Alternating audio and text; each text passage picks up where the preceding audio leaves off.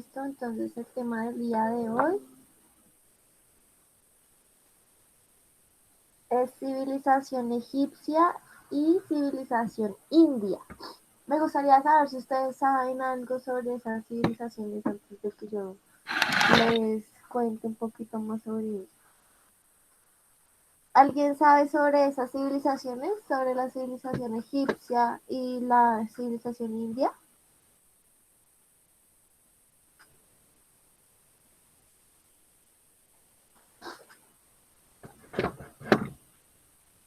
No, profe. ¿No? Y el resto, por favor. Sí, no. No, No, profe. profe, no, no, yo sí. Yo soy profe. Bueno. Ellos son de... Señor, Cristian, no te escucho bien.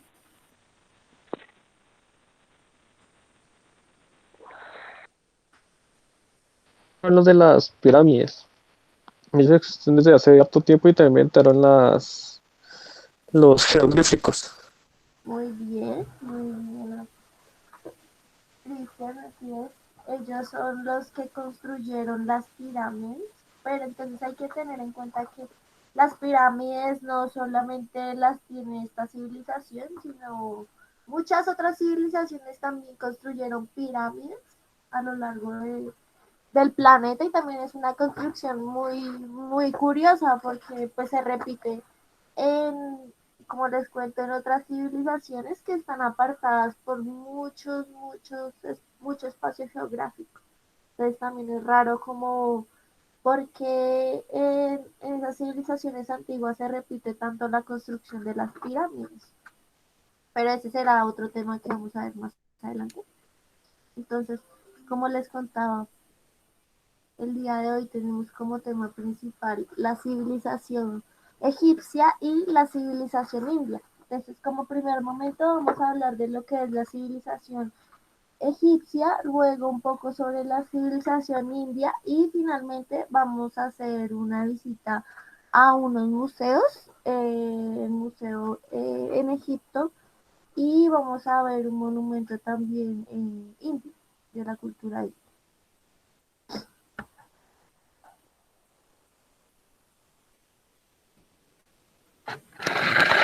¿Listo? Entonces, frente a la civilización egipcia, esta se prolongó por más de 3.000 años y se convirtió en una de las civilizaciones más poderosas y emblemáticas de la historia. Y nosotros como civilización, digamos, humana, llevamos, pues, se supondría que después de Cristo, llevamos 2020 años, ¿sí? Y la civilización egipcia duró 3.000 años, eso es muchísimo tiempo. Esta se extendió desde Siria del norte hasta Sudán del sur. Entonces, busquemos un mapa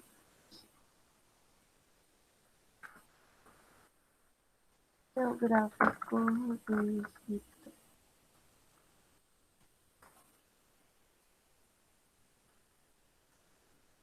Acá. Aquí podemos ver más o menos el territorio que ocupaba Egipto antiguo en ese momento. Y si nos damos cuenta en este otro mapa, es en el continente africano. ¿Sí? En el continente africano es donde se desarrolla esta civilización. Y si recordamos, Mesopotamia quedaba al lado. Si recuerdan, Mesopotamia y Egipto pues queda en la parte africana. Entonces, como les contaba, se extendió de Siria del norte a Sudán del sur. Antes de ser un imperio, Egipto eran ciudades-estado pequeñas e independientes que prosperaban a lo largo del río Nilo. Si ustedes se acuerdan, el inicio de las civilizaciones significan también el inicio de las sociedades que se desarrollan a lo largo de los ríos, como por ejemplo Mesopotamia, que se desarrolló a lo largo del río Tigris y Éufrates. La civilización egipcia se desarrolló a lo largo del río Nilo, ¿sí? Nilo. Entonces hay que tener muy en cuenta el nombre de los ríos para que los anoten. Entonces, el de Mesopotamia era Tigris y Éufrates, en Egipto es el río Nilo. ¿Listo? Entonces también se divide en dos, digamos, territorios importantes, que sería el Alto Egipto, ¿sí? Que el Alto Egipto sería al sur del río, la parte sureste del río, pero digamos que en perspectiva de ellos sería arriba del río, o sea, a pesar de que se ve, digamos, hacia abajo, es arriba del río y al sur. Y el Bajo Egipto sería la parte norte y sería río abajo. O sea que el río va, la corriente del río va así. ¿Sí? Esa sería la corriente del río. Entonces, río abajo estaría el Bajo Egipto y río arriba sería el Alto Egipto, a pesar de que el Bajo Egipto es en el norte y el Alto Egipto es en el sur. ¿Esa parte queda clara? ¿Esa parte geográfica? Sí,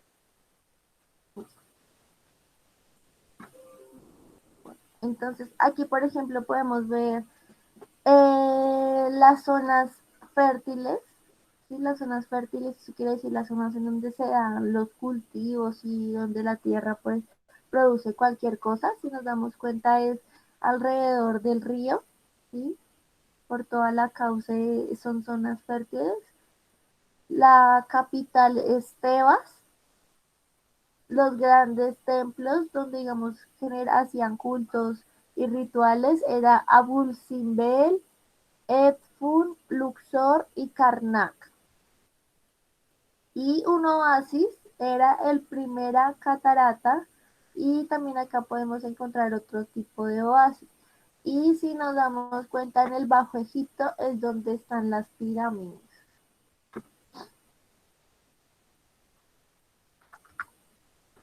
Entonces, ya frente al periodo histórico de la civilización egipcia, ¿cómo surge esta civilización? Surge con los asentamientos situados a lo largo del cauce medio y bajo del río Nilo, alcanzaban desde la delta del Nilo en el norte hasta Elefantina en la primer catarata del río Nilo en el sur. En el mapa encontrarás la ubicación geográfica de los lugares mencionados. Entonces, dice que desde el delta del río Nilo, que sería esta zona, hasta Elefantina en la primera catarata del sur. Sería hasta aquí. Este sería el territorio de la civilización egipcia en el Egipto antiguo, ¿sí? Y entonces ya frente a pues los periodos históricos se divide en tres periodos, ¿sí? El primero sería el Imperio Antiguo o la Edad Antigua. Entonces hay que tener en cuenta que se divide, digamos, de dos maneras. Primero, en tres periodos, que estos tres periodos serían los periodos prósperos, ¿sí? Que sería el Imperio Antiguo, el Imperio Medio y el Imperio Medio y el Imperio Nuevo. O también se podrían decir Edad Antigua, Edad Media y Edad Nueva desde el Imperio. Y estos serían los momentos, digamos, prósperos del imperio o de la civilización. Y también existirían dos periodos intermedios, ¿sí? Y estos periodos intermedios serían los momentos de inestabilidad, ¿sí? Digamos que aquí los muestran. No, aquí en este mapita no muestran esos periodos, pero supongo que son las partes de invasión. Que eso, digamos, lo vamos a explicar más adelante. En el periodo antiguo, por ejemplo, hablan de periodo de estabilidad y prosperidad. Ahí es donde construyen las grandes pirámides, donde también se desarrolla el lenguaje y la escritura jeroglífica, que empieza en el 2686 a.C. y finaliza en el 2160 a.C. Hay un periodo de invasiones, digamos de guerras también, que es del 2160 al 2050. En el Imperio Medio también se desarrollan guerras e invasiones, que sería del 2050 al 1650. También hay otro periodo pequeño de invasiones, pero aquí no nos queda claro qué tipo de invasiones son, porque pues acá dice invasiones y acá también, pero no nos aclara. Igual eso lo vamos a ver más adelante en la parte histórica. En el Imperio Nuevo existen expansiones territoriales de Ramsés II. Amenofis IV proclama el monoteísmo. Eso quiere decir que antes el imperio egipcio creía en miles de dioses, y para ellos cada uno de sus faraones se convertía en dios en el momento de su muerte. Entonces decían que tenían más de 300 dioses. Pero entonces, ¿cómo podemos evidenciar en el Imperio Nuevo? Amenofis IV, que era un faraón, proclama el monoteísmo. Eso quiere decir que ahora solamente va a existir la creencia en un solo Dios. Y en ese momento, en 1069, se da el fin al Egipto unificado. Entonces, después de este periodo se dan otra serie de invasiones y finalmente la época tardía, que la época tardía sería en el siglo IV antes de Cristo. Egipto se convierte en provincia persa. Entonces, digamos que aquí se le da fin también a la civilización egipcia como tal, ya que va a sufrir, digamos, la invasión del imperio persa y se convierte en una provincia. ¿Sí? O sea, ya no va a ser el imperio Egipto, sino simplemente una provincia del imperio persa. En el 332 a.C. Se da la conquista de Alejandro Magno por el Imperio Romano, y en el 69 al 30 a.C. Egipto se convierte en una provincia romana. Entonces, si nos damos cuenta, el Imperio de Egipto sufrió diferentes invasiones por distintos imperios, ¿sí? Como el Imperio Persa, y finalmente termina siendo una provincia del Imperio Romano, ya 30 años antes de Cristo. Entonces, volvemos a retomar un poco la ubicación geográfica. Y la ubicación geográfica, como les decía, queda en el nororiente, creo que es nororiente de Egipto, al lado del Levante y la zona asiática. Entonces tiene, digamos, conexión con el mar Mediterráneo y con el mar Rojo. Como decía Cristian, ellos desarrollaron diferentes, digamos, aportes para la sociedad. Bueno, antes de eso voy a explicar. Los faraones es el nombre que tenían los gobernantes, pero digamos que era un nombre que no era el oficial, pero la gente al hablar, digamos, del gobernante decía faraón, ¿sí? Entonces decía que como dura más de 3000 años este imperio o esta civilización, tuvieron más de 300 gobernantes, ¿sí? Faraón significaba casas grandes, entonces por eso, digamos, cada uno de esos faraones buscaba construir la casa más grande, digamos, que, que querían construir ¿cómo se llaman? ¿Cómo es que se llaman estos muchachos que hacen el video?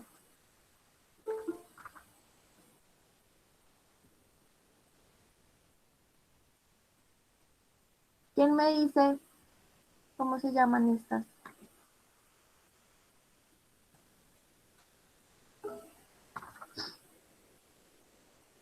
Pirámides. Muchas gracias. Combat me robó la palabra, mano. Bueno, entonces sí, exacto, se llaman pirámides. Entonces, hay que entender que esos faraones, ¿sí? No siempre eran hombres, ¿sí? Hubo mujeres que fueron faraonas y también no siempre eran de nacionalidad egipcia, ¿sí? Habían faraones que venían de otras partes. Estos faraones eran considerados protectores del pueblo, servían como vínculo divino entre la humanidad y los cientos de dioses que adoraban. Entonces aquí podemos ver cómo, por ejemplo, los faraones eran un puente de conexión y de diálogo entre los dioses y entre la población, digamos, normal. ¿Sí? Por eso era que a ellos los consideraban dioses ya después de su muerte. Entonces, tras la muerte del gobernante, los antiguos egipcios creían que se convertían en dioses. Entonces, en ese momento, por eso es que los faraones trataban de preparar su viaje al más allá, porque eso también es bien importante, que los egipcios creían en una vida en el más allá, ¿sí? Y entonces por eso era que creían y construían las tumbas, sus tumbas dentro de esas pirámides. Entonces, aquí en el texto hablan de que habían las pirámides de Giza. Busquemos. Estas serían las pirámides de Giza, que son, como dice el texto, tumbas, y también mausoleo en el Valle de los Reyes.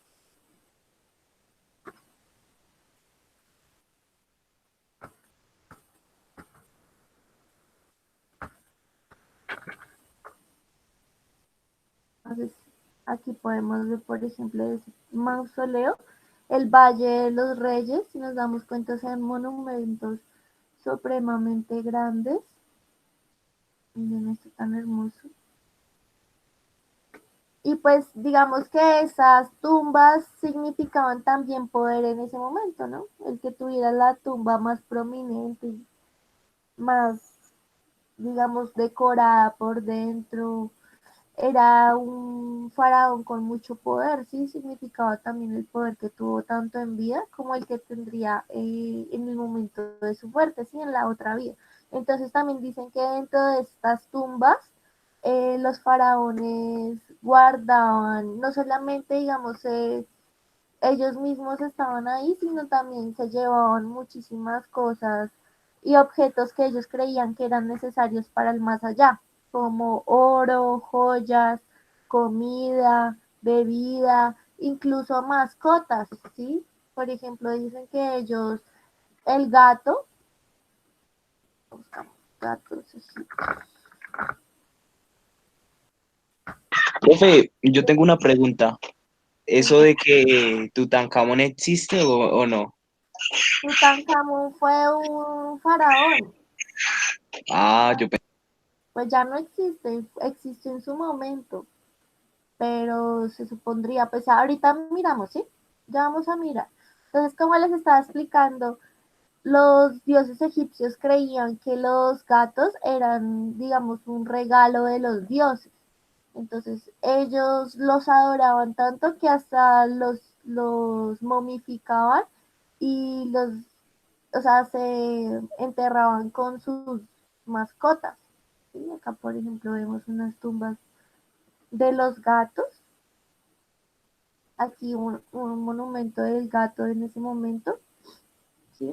Entonces, como les decía, los faraones, como creían en la vida en el más allá, pues se llevaban a su mascota también para el más allá. Y vemos, por ejemplo, unas momias de gato y unos pequeños monumentos. Eso es bien interesante. Entonces vamos a mirar Tutankamón, a ver si existe Tutankamón. Tutankamón, llamado en vida Tutanquetén, fue un faraón perteneciente a la dinastía 18 de Egipto, que reinó en 1336 a.C.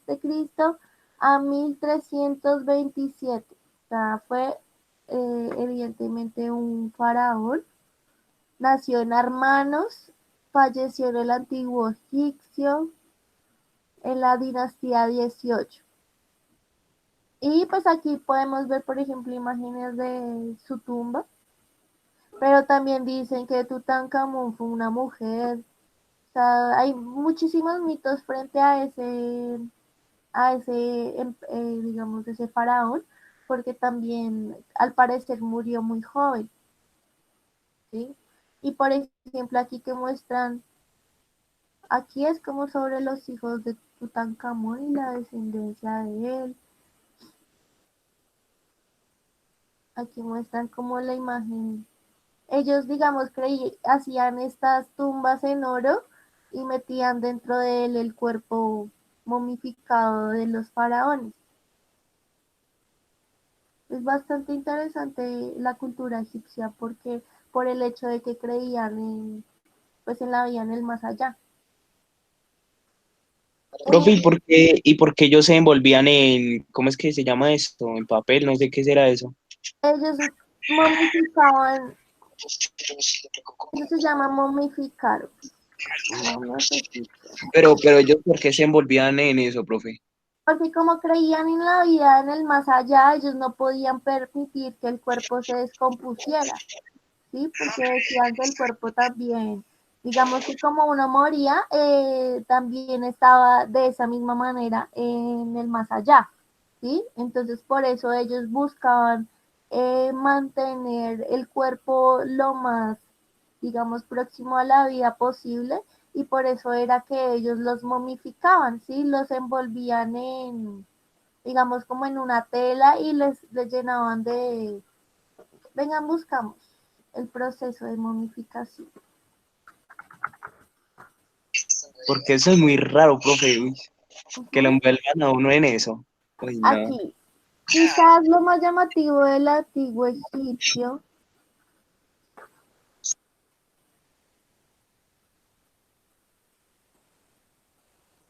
quizás lo más llamativo del antiguo egipcio, aparte de las pirámides, sean las momias, que es un resultado complejo, procesos, no, busquemos esta imagen que está muy pequeña. Entonces, ¿cómo era el proceso de momificación? Podían durar hasta 70 días. Comenzaba con la extracción de los órganos, excepto el corazón, que mantenían en su sitio a través de incisiones de no más de 9 centímetros. Una vez almacenadas las vísceras en vasos canopos, que serían enterrados con la momia, deshidrataban el cuerpo usando natrón, carbonato sódico, con el que cubrían el cadáver durante unos 35 días. El último paso consistía en envolver con vendas de lino que luego revestían con resina para fijar el vendaje, mientras el sacerdote oraba y se colocaban amuletos entre las distintas capas. En el caso de la realeza, habitualmente se cruzaban el brazo derecho sobre el pecho, postura que dio la primera pista para identificar la momia de Hatshepsut. Entonces, por ejemplo, aquí podemos ver cómo ellos primero en el proceso de momificación, pues retiraban los órganos que era posible que se pudieran, digamos, dañar o que pudieran dañar el cuerpo por su descomposición, ¿sí? Entonces esos órganos no hacían incisiones más grandes de 9 centímetros para, digamos, no dañar tanto el cuerpo y sacaban todos los órganos y los metían en vasijas y luego deshidrataban el cuerpo, ¿sí? Como ustedes saben, el cuerpo tiene como el 30% de agua, entonces esa agua lo que puede hacer en el momento pues ya de descomposición del cuerpo pues es acelerar eso, ¿sí? El proceso de descomposición. Entonces ellos lo que buscaban era deshidratar el cuerpo para que no se descompusiera, ¿sí? Y también mantener y cuidar la piel lo mayor posible. Entonces por eso también los vendaban con vendajes de lino y les echaban, digamos, diferentes mezclas para mantener el cuerpo y para que se pudiera momificar. Entonces, por ejemplo, acá podemos ver una imagen de el momento en el que le quitan las vísceras al cuerpo. Aquí podemos ver cuando lo meten como en esos líquidos, ya lo están cociendo y ya empiezan como a meterlo en esos líquidos y están alistando los vendajes. Aquí podemos ver ya cuando lo vendaron completamente y lo pasan a meterlo en, pues, en sus tumbas. Y finalmente, pues estaría ya dentro de la tumba guardadito. Y como dice ahí, pues ese proceso es más que todo para las personas de, digamos, de la nobleza, o que eran faraones o eran familiares o eran, digamos, funcionarios importantes. Pero entonces también existían obviamente tumbas y lugares para la gente en común, que también, como pues eso es cultural, ¿no? Que creían en el más allá, entonces ellos también hacían sus propios rituales, pero de una forma diferente, ¿sí?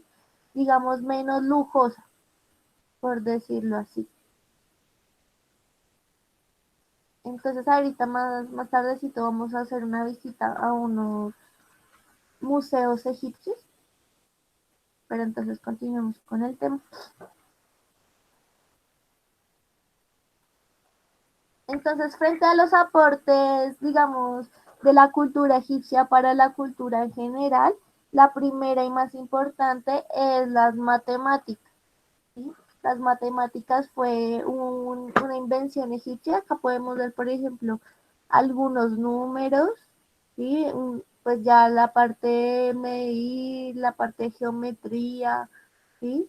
Y eso, digamos, que les aportó bastante y les ayudó a entender su propio mundo y a poder, digamos, aprovecharlo de formas diferentes. Y digamos que también esta parte de matemáticas les ayudó también en la construcción de sus pirámides, ¿sí? Porque digamos que esas pirámides son también un fenómeno muy extraño en la sociedad, porque en ese momento donde no habían, digamos, máquinas para poder trasladar todas esas piedras, para poder, digamos, medir, lo hicieron de una forma casi perfecta, ¿sí? Y otra también de los aportes importantes de esta civilización,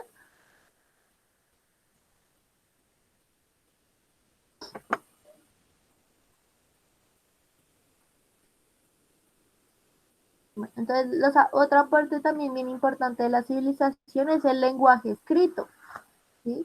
Que sería, como dijo Cristian, los jeroglíficos. Acá tenemos esos jeroglíficos, que fue una forma también de ellos contar, digamos, su mundo, de explicar también cómo ellos entendían, digamos, su civilización, su cultura, para poder también darle a conocer al mundo todo lo que ellos pensaban, ¿sí?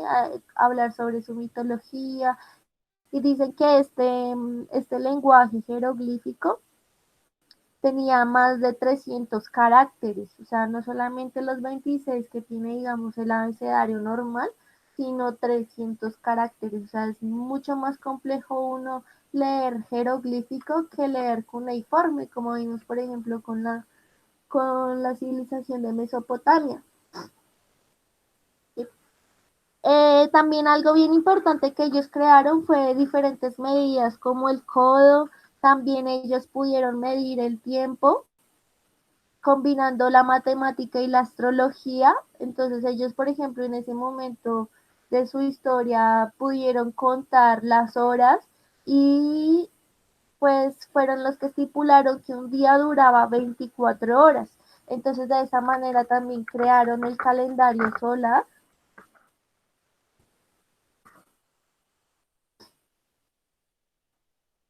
Sería un calendario solar en el cual se va a estipular que existen 365 días en un año, que es, digamos, el tiempo que se demora el Sol en dar una vuelta completa, ¿sí? Por eso se dice que era calendario solar, porque medían, digamos, el movimiento del Sol. Entonces este calendario solar fue el primer sistema de datación de la historia, ¿sí? Fue la primera forma en la cual se podía, digamos, medir el tiempo histórico. También ellos crearon canales y sistemas de irrigación. Canales y irrigación.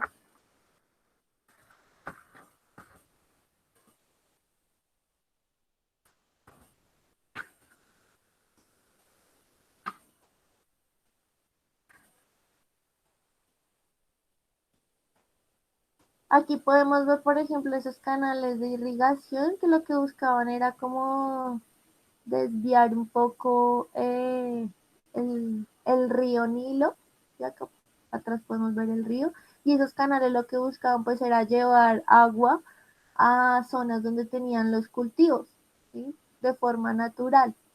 Entonces esto también es un aporte bien importante frente a la ingeniería civil y la forma, digamos, de construcción de canales y construir, digamos, maneras de cultivo, ¿sí? Acá podemos ver ese tipo de canales que fue, digamos, una invención egipcia. Bueno, entonces volviendo un poquito a los jeroglíficos fue el primer lenguaje escrito, uno de los primeros, y su propósito más que todo era decorativo y ceremonial, entonces por eso es que los vemos tanto en las tumbas y pues buscaban era más que todo como contar la historia de la persona que murió en ese lugar. Tenían un propósito también, digamos, ritualístico de poder, y fue creado en el 3150 a.C. en el Imperio Antiguo. Ah, y no eran 300, sino 700 caracteres, o sea, más de 700, digamos, letras o formas de escribirlo. O sea, muchísimo, es también muy complejo estudiar esta civilización, pues también por todos esos caracteres que tienen. Y algo bien importante es que la ciencia que estudia esta civilización, o sea, esta civilización tiene una propia ciencia que la estudia y es la egiptología. ¿Listo? Entonces, cuando ustedes vayan a investigar sobre Egipto, pues es a través de la egiptología. También ellos escribieron no solamente en pared, por decirlo así, sino también en papiros, que fue también una escritura egipcia, pero es otra forma, si ustedes se dan cuenta, es otra escritura, esta es los jeroglíficos, pero también tenían otra forma de escribir, que era la hierática, ¿sí? Y esta hierática tenía otros fines, esta jeroglífica pues tenía fines ritualísticos y ceremoniales, y esta hierática tenía más fines de contabilidad, ¿sí? Si nos damos cuenta, pues al parecer pues buscaban era la contabilidad y pues la parte de la ingeniería. Y ya frente a la civilización india, esta en sus inicios fue conformada por ciudades pequeñas, surgió hace 4000 años, en el 2500 a.C., en los pueblos Harappa y Mohenjo-Daro fueron sus primeros pobladores. Entonces aquí, por ejemplo, podemos ver la ubicación geográfica de esta cultura. Entonces aquí en África vemos la cultura egipcia, en la parte arábica está la cultura mesopotamia, la India está pues dentro de la cultura india, al lado de Asia, y aquí también podemos ver la cultura china. Estas serían, digamos, las primeras civilizaciones basadas en la agricultura y son las más antiguas del mundo, ¿sí? O pues las conocidas, ¿no? Como les digo, esta historia pues es historia oficial, entonces no sabemos si realmente existieron otras civilizaciones pues en la otra parte del mundo, porque pues falta esta parte de acá arriba, pues que no sabemos, pero pues en general es aquí donde se dice que fueron las primeras civilizaciones. Aquí podemos ver un poquito más amplio las civilizaciones, reconociendo que en Mesoamérica y en la región andina también existieron unas civilizaciones antiguas muy importantes, pero pues las que estamos estudiando acá en este momento es la mesopotámica, la egipcia y la india. ¿Listo? Para que se ubiquen, digamos, geográficamente.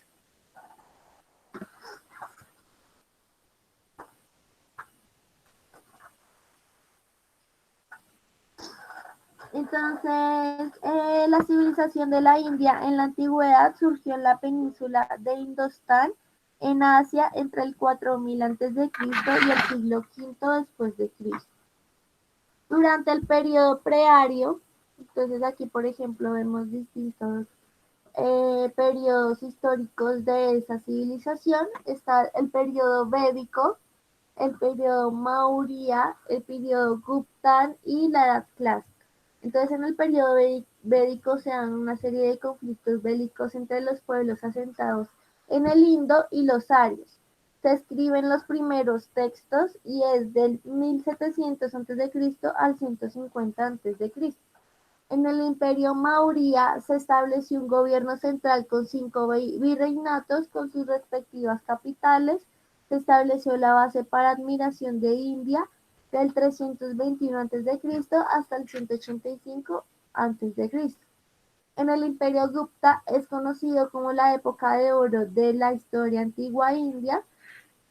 Aquí se dio la invención del ajedrez del 320 después de Cristo hasta el 554 después de Cristo. Entonces aquí, por ejemplo, vemos que la historia de la civilización india rebasa digamos, la vida de Cristo, o sea, va después de la vida. En cambio, las otras civilizaciones, si nos dimos cuenta, todas eran antes de Cristo. Entonces vamos como en un recorrido histórico de antes de Cristo a después de Cristo. Y entonces la civilización india alcanza al después de Cristo, ¿sí? Hasta el 554 después de Cristo. Y acá dice que hasta el siglo séptimo, hasta la invasión británica, que esta sería la edad clásica. Desde la edad clásica surgieron dos reinos, el Chola de la zona norte de Tamil Nadu y el reino Chera en Kerala. Se comercializó especies con el Imperio Romano y el sudeste asiático. Del siglo séptimo hasta la invasión británica. Entonces voy a leerles un poquito sobre la sociedad de la antigua India. En la península de Indostán se desarrolló en la antigüedad una importante civilización cuyos logros en Asia son comparables con los de la civilización griega en Europa, y sus grandes aportes culturales aún perduran entre sus habitantes. Los periodos históricos de la civilización india. Entonces, por ejemplo, aquí en esta periodización incluyen un periodo que no aparece aquí, que es anterior del védico, que es el periodo preario. El periodo preario sería: los primeros pobladores de la India fueron los mundas, que habitaron el oriente de la llanura central, y los drávidas, que se ubicaron en Deccan y en el sur entre el 4000 y el 2000 a.C. Estos grupos fueron los creadores de la civilización que habitó la llanura del Indo y que construyó las ciudades de Mohenjo-Daro y de Harappa. Se sabe que estas ciudades tuvieron planeación urbanística con calles y carreras como las que conocemos en la actualidad, sistema de desagüe y pozos para las aguas negras. Ya en el periodo védico, este periodo comprende entre el 2000 y el 1000 a.C. Durante este tiempo los arios invadieron y conquistaron el norte de la India utilizando armas de bronce y carros de guerra. Este pueblo se dedicó principalmente a la agricultura y la ganadería. El periodo tomó el nombre de védico por los libros Vedas, que contenían la literatura religiosa de las tribus arias. La civilización que surgió entonces fue el resultado de la mezcla de las culturas de los pueblos arios, mudas y los drávidos. Entonces también hay que entender que esta civilización india tuvo, digamos, conexión con civilizaciones europeas, ¿sí? Ya que el pueblo ario, digamos que sería un anterior a los pueblos germánicos, ¿sí? O sea, los pueblos alemanes. Entonces también por eso es que, por ejemplo, Hitler en su momento de la Segunda Guerra Mundial hizo investigaciones en la India, pues por el hecho de que los arios también invadieron esa zona. Y es, digamos, uno de los orígenes de esos pueblos germanos. Ya en el periodo, acá también hablan de un periodo brahmánico, ¿sí? El periodo brahmánico comprende entre el 1000 al 321, que tendría que ver con este imperio Maurya. En este periodo, los áridos establecidos en el Punjab extendieron su dominio hasta la región de Leh, la cuenca de Ganges y la India central. El nombre de este periodo se debe a los sacerdotes o brahmanes que tuvieron a cargo la organización de la sociedad, la cual se dividió en castas de acuerdo con estos principios religiosos. Durante el periodo brahmánico, India fue invadida 2 veces por Ciro y Darío de Persia, quienes llegaron hasta el Valle de Indio e impusieron su dominio durante 2 siglos. Después de ello se produjo la invasión de Alejandro Magno entre 326 y 325. Entonces aquí podemos ver también otra forma de, digamos, mostrar la línea del tiempo de la India. Y ya frente a la sociedad de la India como tal, aquí, por ejemplo, podemos ver algunos legados culturales y religiosos, pero primero vamos a hablar sobre la sociedad de la India. Entonces, desde el año 1000 a.C., cuando los arios se establecieron en la India, se empezaron a diferenciar las clases sociales y los brahmanes impusieron el sistema de castas. Según este sistema, cada persona debía preocuparse por llevar una existencia pura de tal manera que pudiera reencarnar en una casta superior. El sistema de castas buscaba que la sociedad estuviera dirigida por sacerdotes. Estos señores concentraban el poder y los privilegios económicos y políticos, y también ellos prohibían a las personas ascender de una casta a otra. De esta manera, la población se agrupaba en las siguientes castas. Entonces, por ejemplo, aquí podemos evidenciar cómo la sociedad india creía en la reencarnación y dentro, digamos, de su cultura y su mitología, porque ellos pensaban que de acuerdo, digamos, a la vivencia de una vida, podían, digamos, ascender a otra casta en otra vida. Entonces, la población se agrupaba en brahmes o sacerdotes, los cuales constituían la clase más poderosa de la sociedad. Eran ellos quienes tenían a cargo los oficios y ritos de la comunidad, como los que llevaban a cabo los individuos en la vida personal. Además, cumplían el papel de magos y médicos, de tal manera que nadie podía prescindir de ellos. Entonces, dentro de la pirámide, digamos, social de la India, tenemos acá una pirámide social.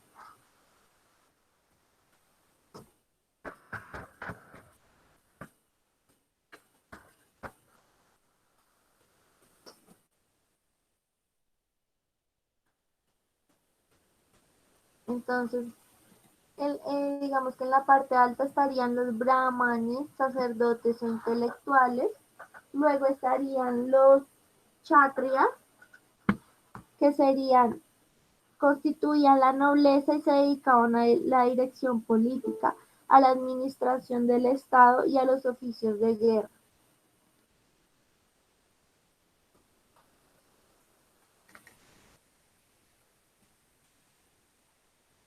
Los kshatriyas eran dueños de extensas propiedades que se heredaban de padres a hijos, gobernaban los principados en que se dividía la India y hacían grandes tributos para sostener a los brahmanes. El rey o emperador pertenecía a esta casta. Después iban los vaisyas. Eran hombres libres que se dedicaban al cultivo, la artesanía y el comercio. Se agrupaban en gremios cuyos dirigentes tenían estrechas relaciones con los gobernantes. Esta casta tuvo mucha importancia cuando establecieron relaciones comerciales con el pueblo de Oriente y de Asia Central. Luego estarían los sudras.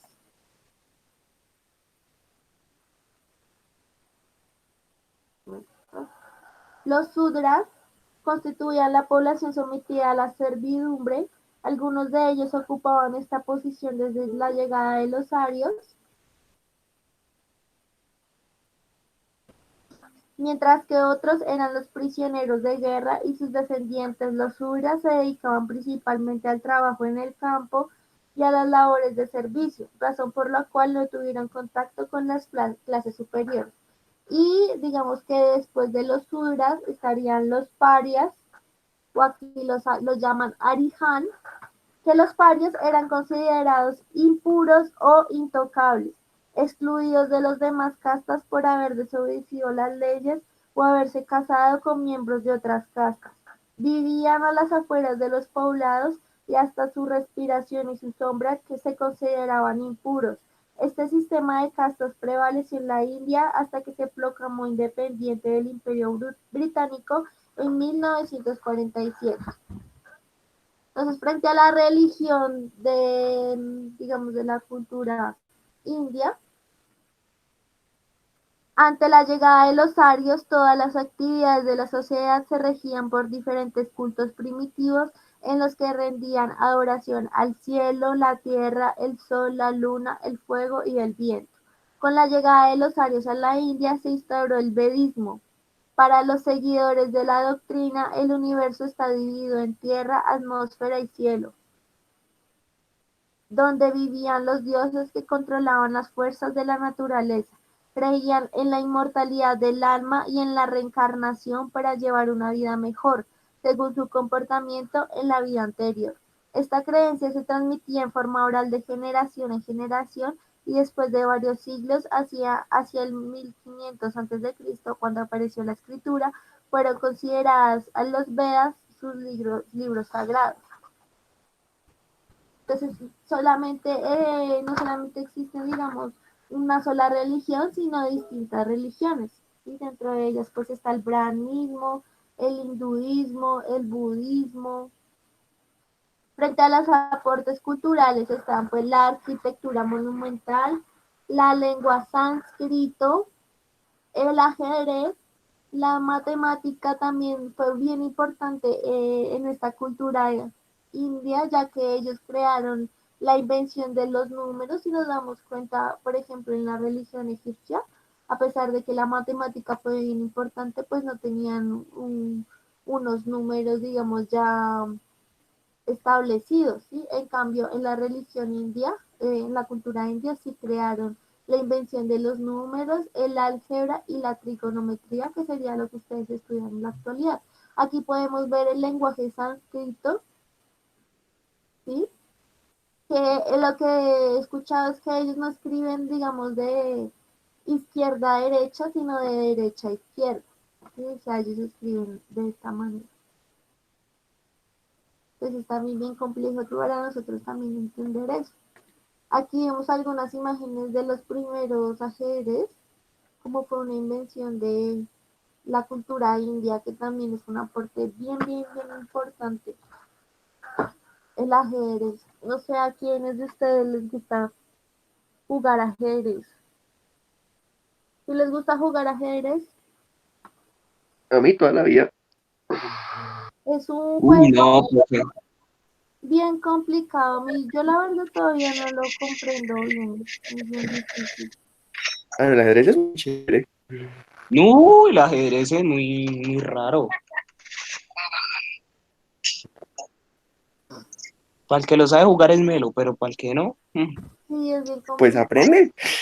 No, papi, ¿usted cree? Llevo 2 años intentando aprender a jugar con el profesor de matemáticas. Más rápido me gano. Ve a Bueno, Harry Potter uno y le enseñan a jugar. entonces No, ahora sí papi. vamos a hacer el paseo virtual. ¿O prefieren que lo hagamos ahorita en la segunda videollamada? Me parece que sería mejor. Como quiera, profe, como quiera usted quiera. Listo. Entonces, revisen entonces la actividad va a estar publicada en media horita o pues la voy a publicar de una vez.